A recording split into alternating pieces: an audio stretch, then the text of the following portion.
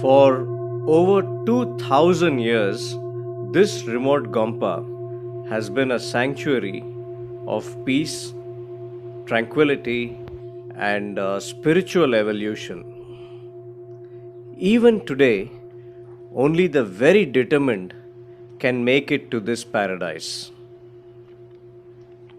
And determined we were.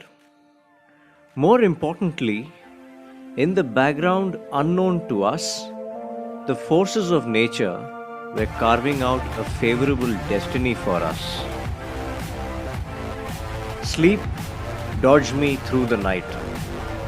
I lay awake on a bed of piled up rocks and a couple of rugs, waiting for daybreak. In the morning, it was obvious that our luck had turned.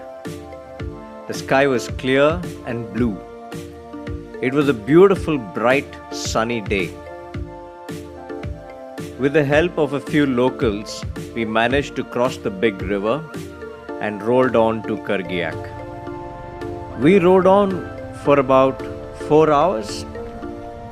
I stopped often to let my mind register the sights, smells, warmth of the sun, and sounds from far away carried by the wind. Eventually, we reached Purne by late afternoon. Purne is a scenic little village that sits on the confluence of the Kargiak river and the Sarap river. Saurav and I spent the rest of the afternoon talking about all that we went through to get to Purne and watching the host family go about their daily lives.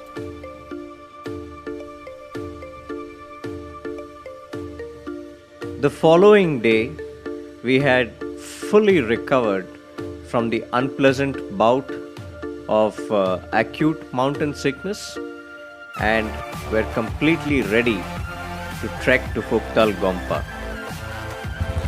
Saurav is rolling out. Today's plan is to go to Phugtal monastery. My bike is ready. We have to ride for about 3 kilometers, park our bike there, and then trek another 3 kilometers.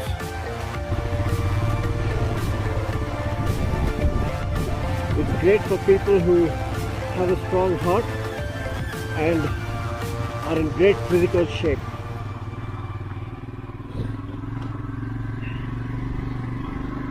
The locals are very friendly. They have no malice. If there is anything they need to say, they just say it to your face. They're very welcoming, very hospitable. I love it here. The road leading out of Purne towards the Gompa seemed like a mule trail had recently been widened just enough to accommodate a small 4x4 SUV. The scenery, as always, was awe-inspiring. Wow. Crazy.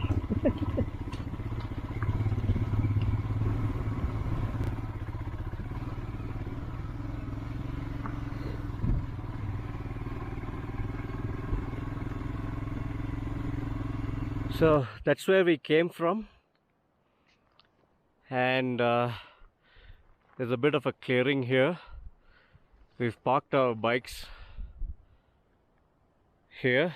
That's Saurav. Hi. And we're starting off on our trek to the Phugtal monastery. I'll take you along the journey. The first few steps towards the Gompa put me in a state of trance. I had seen a documentary about this Gompa on one of my favorite YouTube channels, India in Motion. Ever since then, I had dreamt of this trek and seeing the Gompa. It was finally happening, and yet it felt like a dream. Unreal. I was overwhelmed by this strange, unnamed feeling.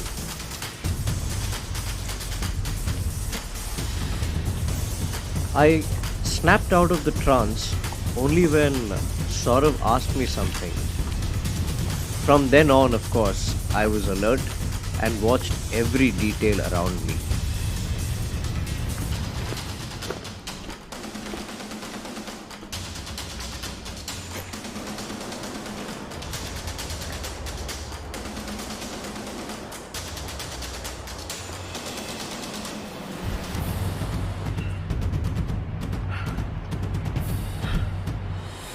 I don't even know how far it is, but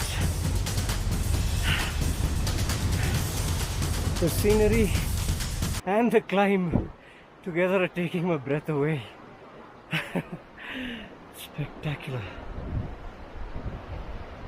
That's the Sarap River. It freezes completely in winters and becomes the highway for the monks to carry heavy stuff to the monastery.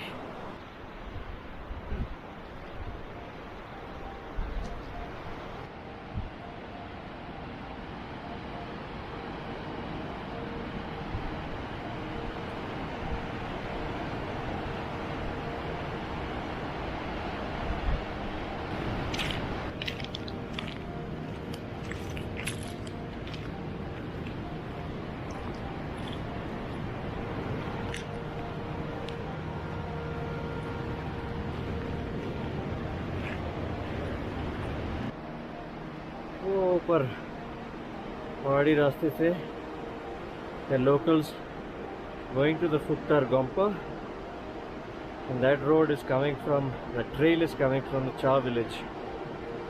Cha village apparently is higher than Phugtal Gompa, so the road all the way is down, but on the way back it's a tough climb.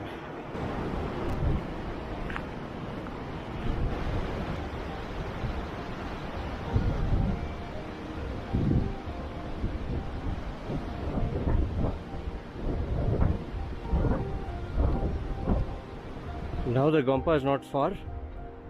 There's a bridge to cross the Sarap river, and after the bridge the road from the trail from Cha as well as Purne meet, and I guess the Phugtal Gompa is on the other side of that hill.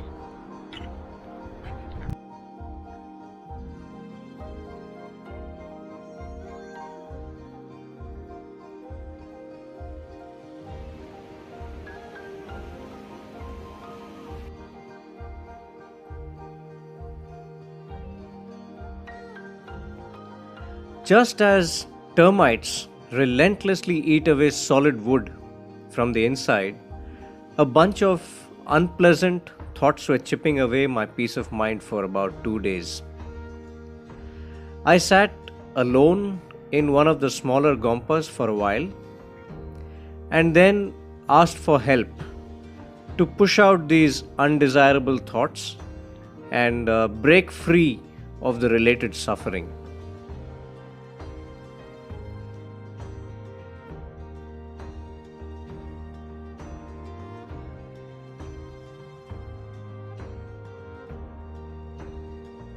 Almost immediately, I remembered an old advice and could feel my body relaxing.